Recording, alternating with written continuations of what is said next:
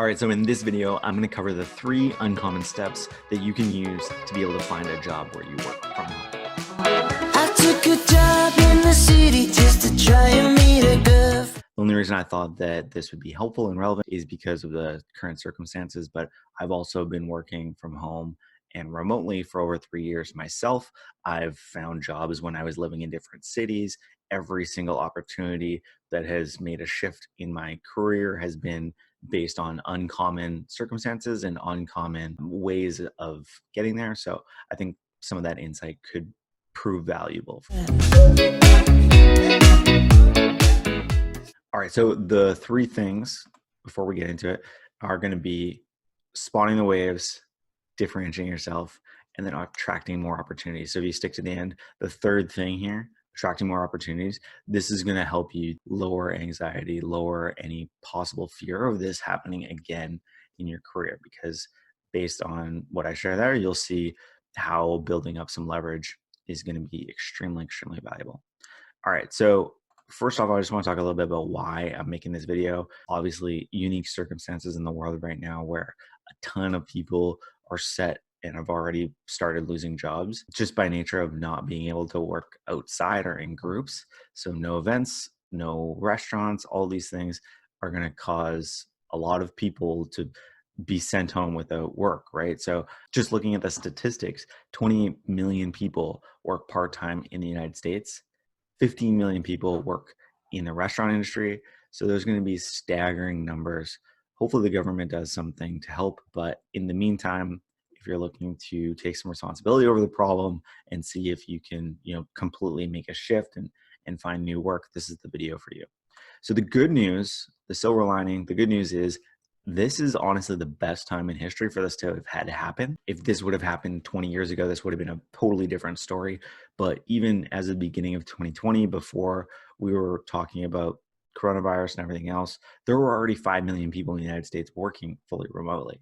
So the shift had already started. This is obviously just a catalyst for a lot more people, a lot more companies to be moving in that direction. So yeah, my general sentiment is very optimistic for remote work. And I think not only is it possible to survive in a remote work environment, but it's actually possible to thrive. It's a little known fact, but a lot of the products that people are using on a daily basis are actually built by fully distributed remote teams.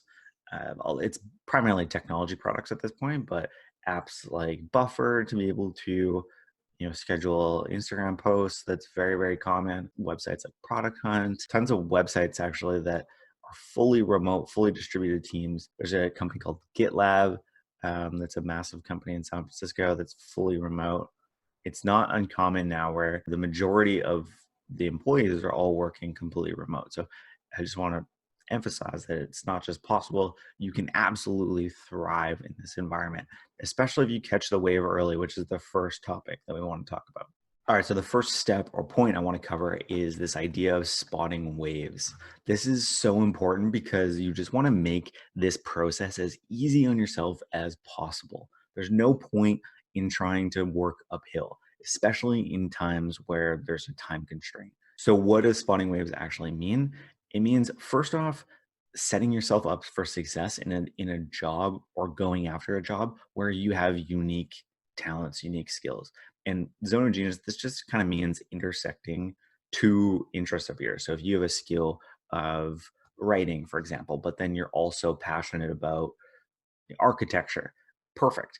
I mean, now you know where to go, right? Architects. Now you can pitch them on potentially blog writing. The skill overlap with the vertical is going to give you an unfair advantage. So that's one thing you want to keep in mind. The waves in general, like the macro waves of what's happening, obviously you can kind of see the shift, right? Everybody's going remotely. All companies are trying to produce their own media because they need to establish these audiences. Obviously, retail companies are now all required to move online. There's massive, massive shifts happening. And that's why I mentioned like big things are happening here, because when there's crisis, it's actually kind of a benefit for, I know like the circumstances for a lot of people are absolutely terrible, but it's a benefit for a lot of people who are able to shift quickly because the needs and the problems are all of a sudden completely different. So if you can be a problem solver for these new problems that companies are running into, you're going to become even valuable. But yeah, the waves thing is absolutely massive because it just makes your life so much easier.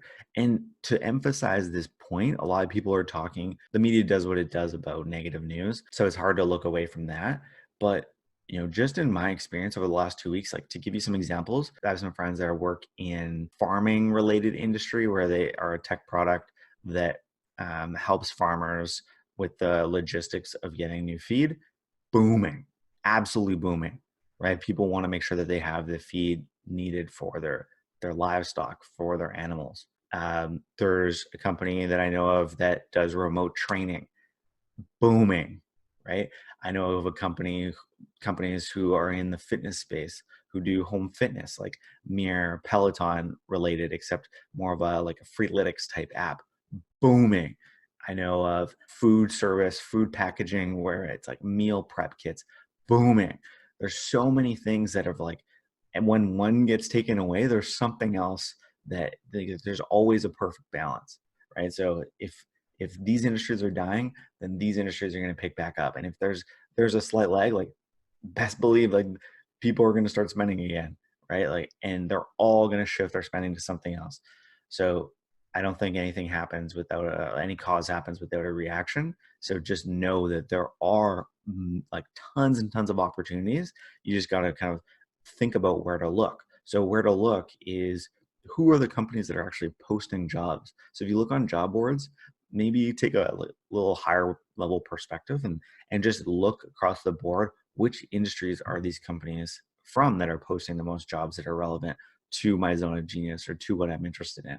You can look who is advertising right now. If you notice on your Instagram feed, oh, which companies, which industries are still advertising? Who feels like they're still making money from putting their ad in front of people?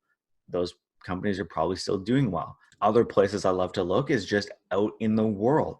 One of my favorite things to previously do was drive around to smaller areas of, like, where you have those little strip malls, because all of the individual types of businesses there were all moving to SaaS. So I would go there and I'd look around to see, okay, there's dentists are still busy. They're going to need a SaaS product to be able to manage their customers. Who's not? Dry cleaners are not busy. Maybe there's an app for them though. Like, these physical locations, if you proactively think about the problems that they're solving. So for example, right now, where are the lineups? They're at the grocery stores. Okay, does that present a new problem? Is that something that you can help with? And you may dismiss these things as just, oh, this is how the world's happening, but believe that things are going to change to handle these problems immediately. You can already see grocery stores are putting up plexiglass. I promise you there's going to be infrared scanners coming up, maybe not at grocery stores, but probably in airports. This reminds me of another tech company that's booming, is like medicine on demand. There's a company in Canada called maple.ca. They provide healthcare advice online. Like, there's tons of businesses that will make up for everything that's crashing right now and just not able to work because of social distancing and the fact that, to stop the spread of coronavirus, we can't all be in the same place. So hopefully that has got the ideas flowing and you have some potential industries that you can think of where your unique skill set could overlap. Now, obviously, is the time when rubber meets the road and you have to actually reach out to people and try and start a conversation so that they have the potential to hire you. All right, so this is the one where I think you can stand out the most. What everybody's doing, what we've all been told, this is a similar storyline, this is similar rhetoric to go to school and get a job, is fix your resume, apply and wait. Apply and wait. Send out your resume, apply and wait. That just doesn't work anymore. I hate to tell you that. And if that's what your plan is, you might as well stop this video because it's just not going to work. I don't care if you're, you know, the defense secretary for a Pentagon that's retired and you want to get a new job. Nobody's looking at your resume. Nobody. Nobody. Nobody. I promise you, nobody's looking at your resume. The way companies hire right now is looking at what you've done. How can they remove risk from hiring you by looking at what you've already done? Jesse Itzler, I have written down here. He has an amazing story. I'll probably play it, but about how he identifies no lose scenarios with businesses that he wants to work for, not work for, but work with and partner with. And this is an ongoing thread through all of his different entrepreneurship journeys. So the one example that he gives that I'll link to and can play it as well, but is when he started a company called Marquee Jet, which basically sold hours on a jet card and to wealthy people. So he actually pitched NetJets for 600 planes, but instead of just bringing a PowerPoint, he brought with him 15 celebrities and sat them all around a boardroom table, interviewed them in front of NetJets and said, "Would you buy this? Would you buy this? Would you buy this?" All of a sudden, the risk is pulled away from NetJets. They know that this is a product that wealthy people want to buy and why. So now it's almost a no lose scenario for him. He talked about another example where people were reaching out to him on Instagram, and rather than asking for him to do something for him, they were offering something that was already done. Do you want all of this swag that I've already put together and designed for your companies? I just need a mailing address and I want you to try it on. I want you to see if you like it. He said, sure. They sent him his stuff. Now this company is the de facto apparel supplier for all of his brands. And it was just because it was a no lose scenario. So you got to reframe. This is the most important thing in finding a remote job. Many of these companies are very progressive, very forward thinking. At this point, you're not, yes, sending in a great resume to a college or something that is a very traditional industry might be the only way they'll look at you. But these progressive companies that are on these big waves don't hire exclusively from resumes. They hire based on limiting their risk. And you can limit their risk by proving that you can get the results of what you're claiming you can do.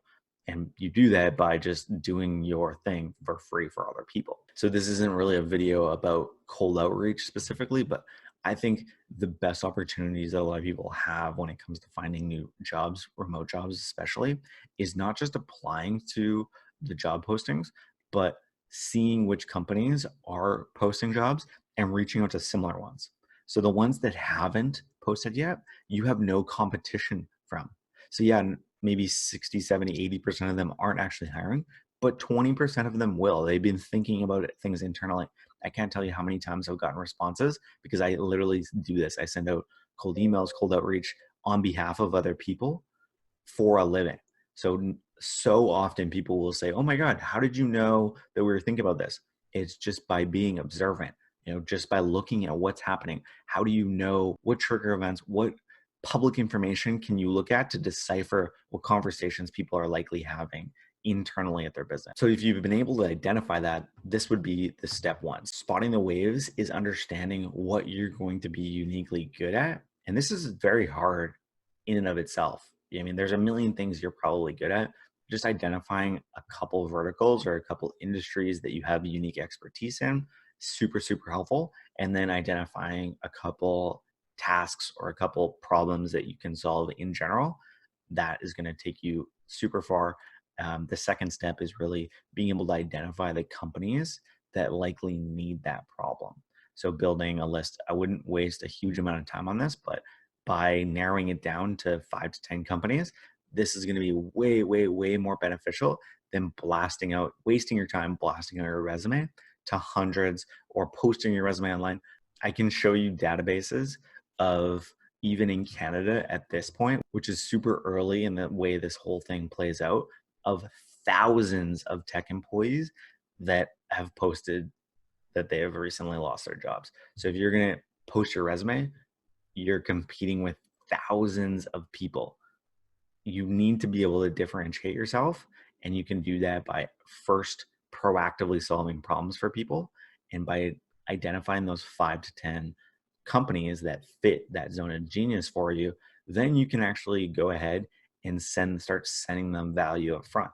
So what that looks like tangibly is, if you are a writer that does like architecture, writing a blog post and doing that because you do it anyway. And that leads me into the third point, or the third step here, which is attracting more opportunities. So by me suggesting that you do things upfront for free is kind of, it has a weird connotation to it, But the way I think about it is this time is going to pass anyway.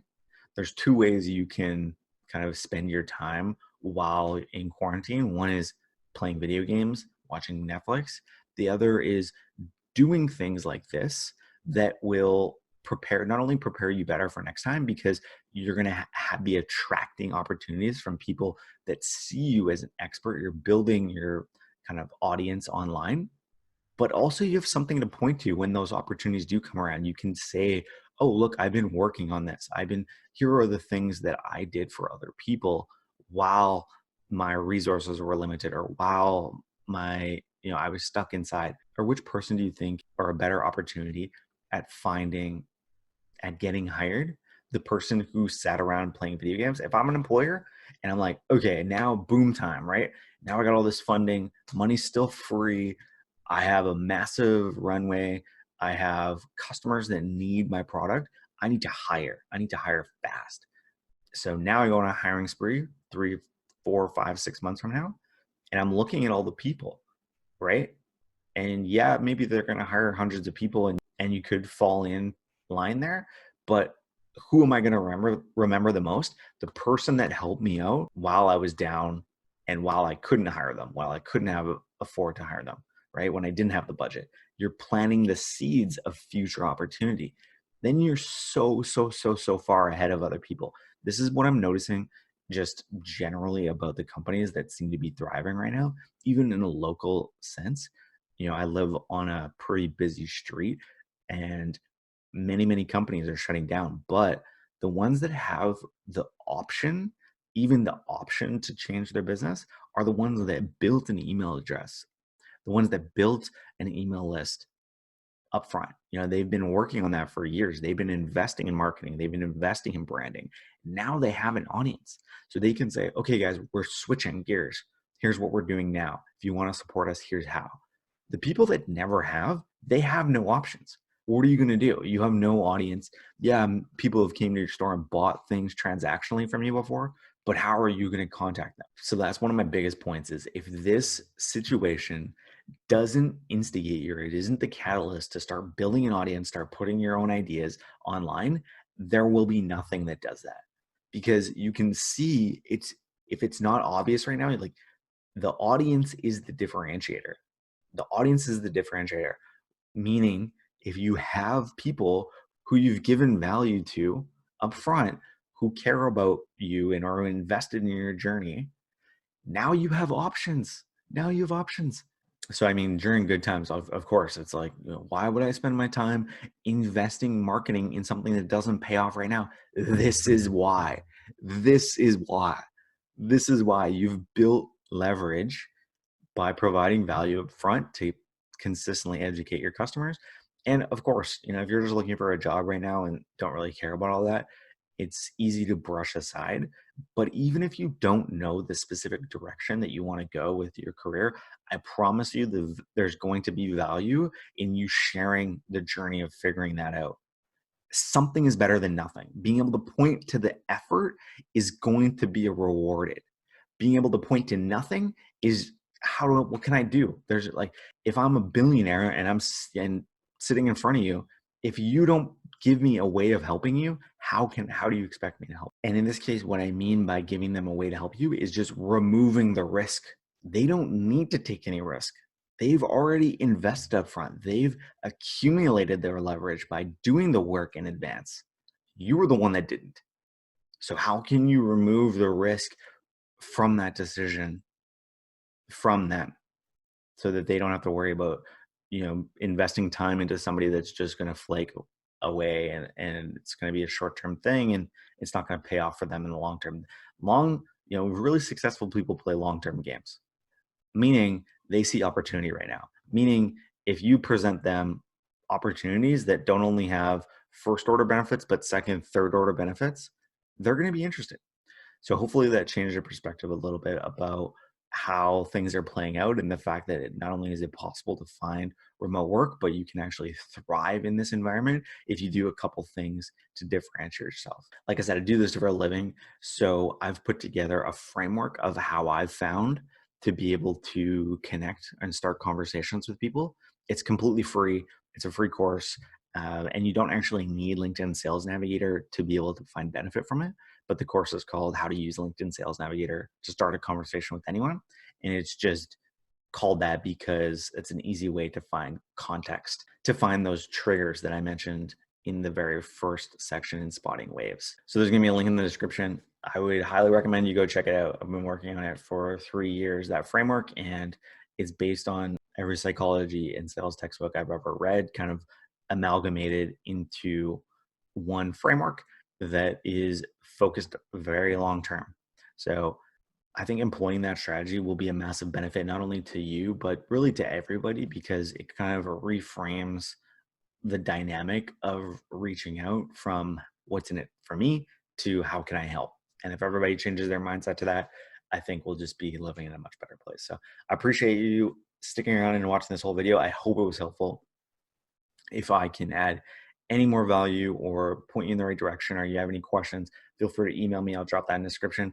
Otherwise, check out that course. Like I mentioned, it's completely free and it's really quick too. So it's not something that you have to spend weeks trying to consume. It's just 5 or 6 videos, and it's really easy to get through. So go check that out.